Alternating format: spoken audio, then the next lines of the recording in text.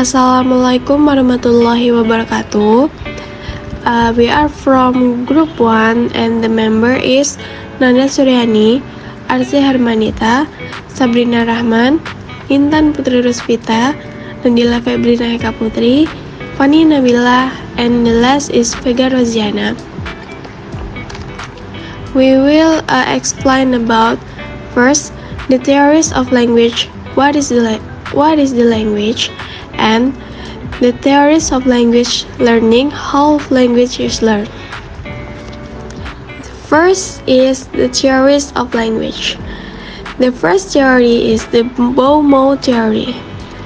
This theory by Max Muller supposes that human speech originated in man's attempt to imitate the sound of nature. Thus, a dog might be called Bow-Mow or a Cow-Mow.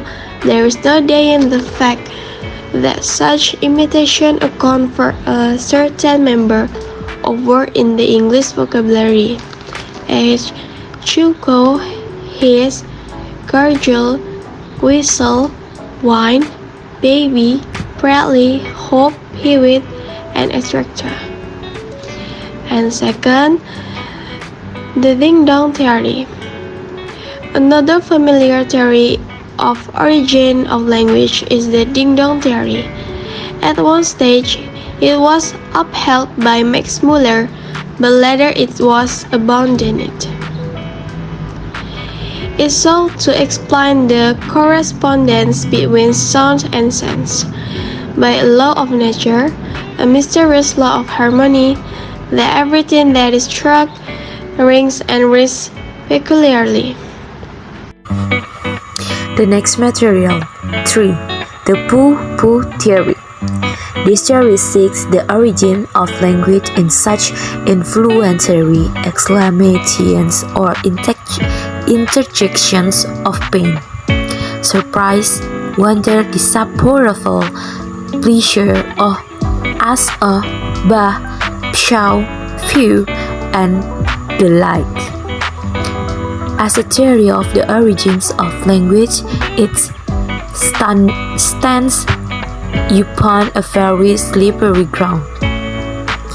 4. The gesture theory. This holds that language originated in gesture. This theory was performed and advanced by Wilhelm and Sir Richard.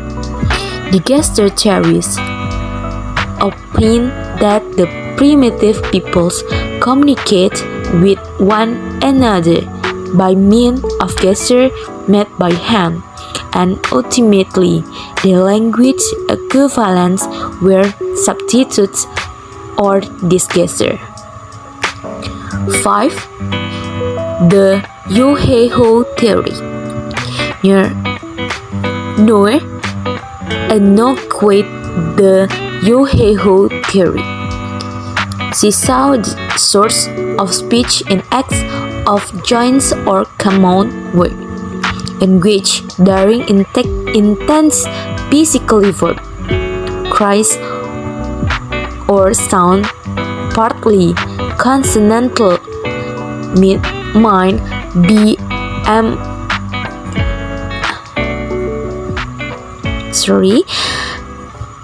cries or sound, partly consonantal, might be emitted.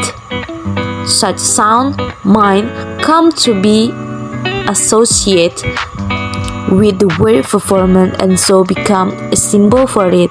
The first word would accordingly mean something like half or how. 6. The Tada theory. The idea of the origin of language is the use of tongue and mouth gestures to mimic manual gestures. For example, saying Tada is like waving goodbye with your tongue. But most of the things we talk about don't have characteristics gestures associated with them, much less gestures you can imitate with the tongue and mouth. 7. The Lala theory. The idea that speech emerged from the sounds inspired playfulness, love, poetic sensibility, and song. This one is lovely and no more or less likely than any of the others.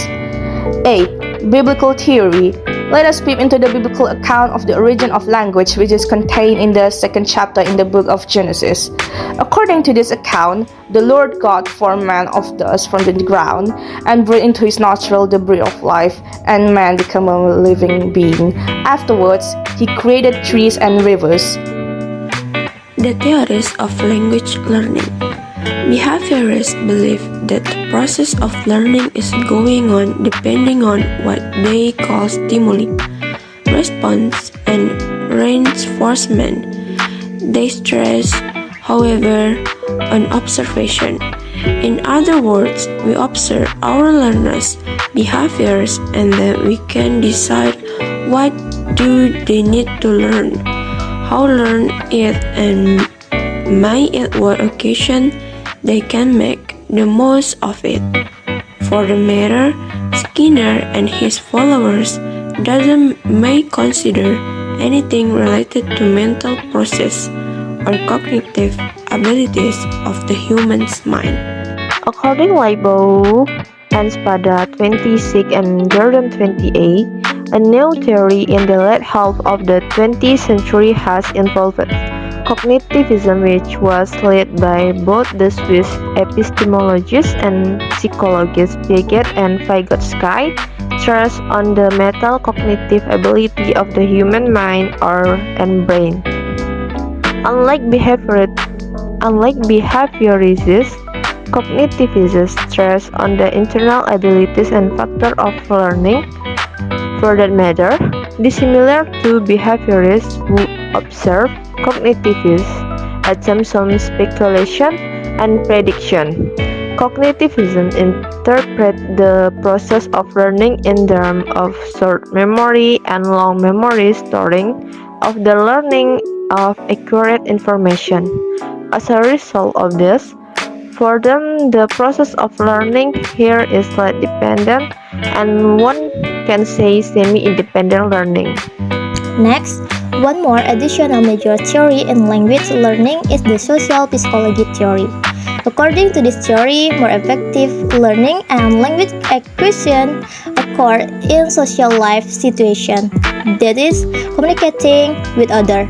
As a matter of fact, social psychologists stress on the idea that collaborative and group learning and teaching situation wherein the place of learning is social lifelike is the possible interpretation for how effective learning occurs. Last but not the least, and in my opinion the most important theory which support the use of it is the theory of connectionalism. Actually, from the name of the theory, one can infer there is something like connection or correlating two things together or associating something with something else, like Don and Spada 2006. According to this theory, learning or an acquisition occurs in terms of associations. Say it differently, a certain word is associated with its basic meaning. For example, later on in advanced stage, it will be associated with extra meanings, say metaphorical meanings.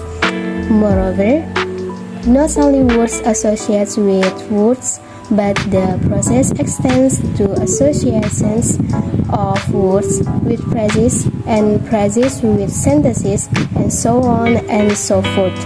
It should be noted that such a theory has been greatly influenced by computer simulations or computer analogy. That's all from us. Thanks for your attention. Assalamualaikum warahmatullahi wabarakatuh.